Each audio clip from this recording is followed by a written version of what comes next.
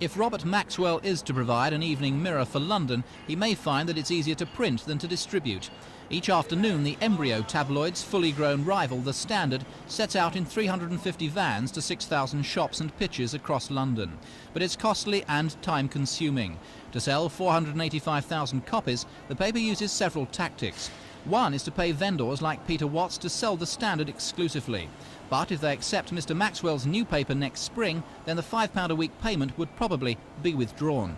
If Robert Maxwell brought out another London evening newspaper, would you sell it off this pitch? It depends whether The Standard or Ledger, because it's not my own pitch, I'm not quite sure. Upstairs at the Mirror, the proprietor will only say that his researches are continuing.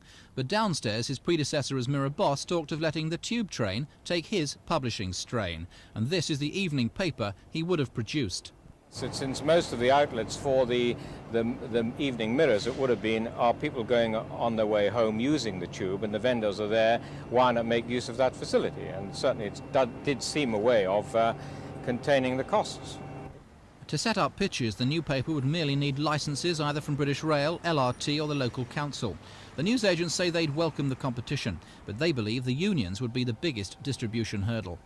A lot of publishers at times tend to talk to the top dogs of the unions, forgetting that in Fleet Street it's the tail that wags the dog.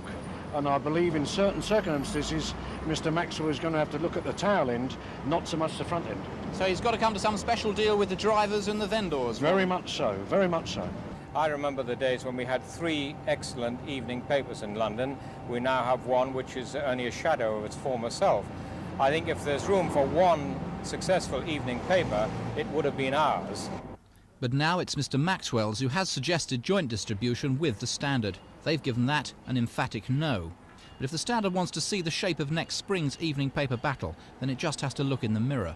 Lindsay Charlton in Fleet Street for Thames News.